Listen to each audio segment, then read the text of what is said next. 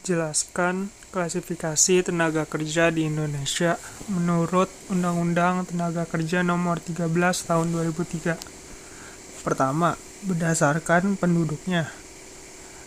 Ada tenaga kerja. Tenaga kerja adalah seluruh jumlah penduduk yang dianggap dapat bekerja dan sanggup bekerja jika tidak ada permintaan kerja. Menurut Undang-Undang Tenaga Kerja, mereka yang dikelompokkan sebagai tenaga kerja yaitu mereka yang berusia antara 15 tahun sampai dengan 64 tahun. Lalu ada bukan tenaga kerja. Bukan tenaga kerja adalah mereka yang dianggap tidak mampu dan tidak mau bekerja, meskipun ada permintaan bekerja. Menurut Undang-Undang Tenaga Kerja Nomor 13 Tahun 2003, mereka adalah penduduk di luar usia, yaitu mereka yang berusia di bawah 15 tahun dan berusia di atas 64 tahun. Contoh kelompok ini adalah para pensiunan, para lansia, dan anak-anak. Kedua, berdasarkan batas kerja.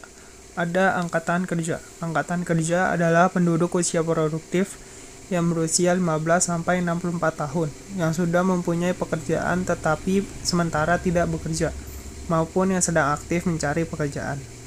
Lalu ada bukan angkatan kerja. Bukan angkatan kerja adalah mereka yang berumur 10 tahun ke atas yang kegiatannya hanya bersekolah, mengurus rumah tangga, dan sebagainya.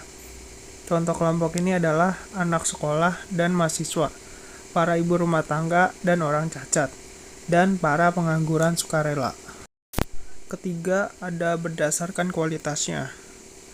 Ada tenaga kerja terdidik. Tenaga kerja terdidik adalah tenaga kerja yang memiliki suatu keahlian atau kemahiran dalam bidang tertentu dengan cara sekolah atau pendidikan formal dan non-formal. Contohnya pengacara, dokter, guru, dan lain-lain. Lalu ada tenaga kerja terlatih. Tenaga kerja terlatih adalah tenaga kerja yang memiliki keahlian dalam bidang tertentu dengan melalui pengalaman kerja.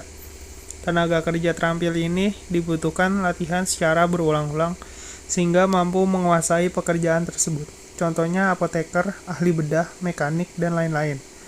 Lalu ada juga tenaga kerja tidak terdidik dan tidak terlatih. Tenaga kerja tidak terdidik dan tidak terlatih adalah tenaga kerja kasar yang hanya mengandalkan tenaga saja. Contoh, kuli, buruh angkut, pembantu rumah tangga, dan sebagainya. 2. Bagaimana cara mengatasi kemiskinan di Indonesia? Sebagai upaya untuk terus mengurangi angka kemiskinan yang terjadi hampir setiap tahunnya, berikut ini daftar cara dan solusi mengatasi kemiskinan, yaitu pertama, memfokuskan investasi di bidang pengembangan sumber daya manusia, khususnya pendidikan dasar. Kedua, menyusun kebijakan yang mengarah pada stabilitas ekonomi dengan menunjukkan bahwa pertumbuhan ekonomi dapat tercapai dan hasilnya bisa terdistribusikan pada seluruh lapisan masyarakat secara adil. Ketiga, menciptakan lingkungan kompetisi yang fair bagi usaha kecil dengan jalan merombak struktur ekonomi yang monopolistik dan anti persaingan. 4. Meningkatkan akses kelompok ekonomi kecil terhadap berbagai sumber daya ekonomi, yaitu terutama modal, tanah, serta informasi dan teknologi. 5. Melakukan deregulasi terhadap komoditi yang pasarannya diatur atau dipegang pemerintah. Keenam, mengubah bentuk insentif institusional bagi birokrat di tingkat lokal dengan jalan memberikan pelayanan perizinan usaha secara gratis, sehingga usaha kecil akan terdorong untuk mendaftarkan usahanya dan pemerintah daerah dapat memperoleh peningkatan pajak dari usaha kecil tersebut. Ketujuh, menghapuskan berbagai pungutan dari usaha kecil. Kedelapan, menghapuskan kredit bersubsidi pada bunga dan membiarkan penyediaan kredit berjalan dengan mekanisme pasar. 9. Mengalihkan subsidi dalam bentuk bantuan biaya operasional untuk institusi yang mempunyai kinerja yang baik. Ke-10, mendorong kemungkinan pembentukan lembaga akreditasi nirlaba bagi institusi keuangan yang independen. Ke-11, meningkatkan transparansi dan akuntability.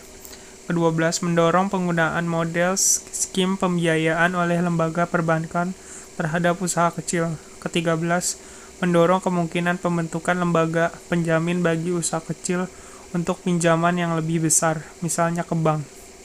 14. Melonggarkan perizinan pendirian organisasi seperti serikat kerja.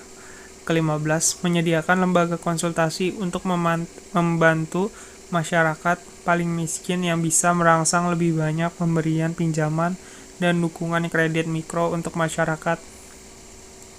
16. Memacu penyediaan lapangan pekerjaan penuh dan produktif serta memperkuat integrasi sosial. 17. Mencabut distorsi kebijakan terhadap produsen pertanian. Ke-18. Melonggarkan peraturan yang membatasi permintaan tenaga kerja. Ke-19. Mendorong investasi pada infrastruktur fisik penyuluhan pertanian. 3. Bagaimana cara mengatasi kenaikan harga bahan pokok di Indonesia termasuk di seluruh wilayah? Pertama, operasi untuk mengendalikan harga komoditas tertentu harus dilakukan. Kedua, adanya kebijakan fiskal khusus untuk ekspor dan impor pangan. Ketiga, memastikan pasokan pangan di dalam negeri bisa memenuhi permintaan nasional. Keempat, cadangan atau stok yang ada di tangan pemerintah tak boleh hanya cukup, tapi harus kuat. Kelima, produktivitas dalam negeri harus ditingkatkan dengan menyiapkan bibit yang cocok untuk perubahan iklim. Keenam, ketahanan pangan lokal dan keluarga perlu terus didorong. Ketujuh, pemerintah juga mencegah penyelundupan pangan.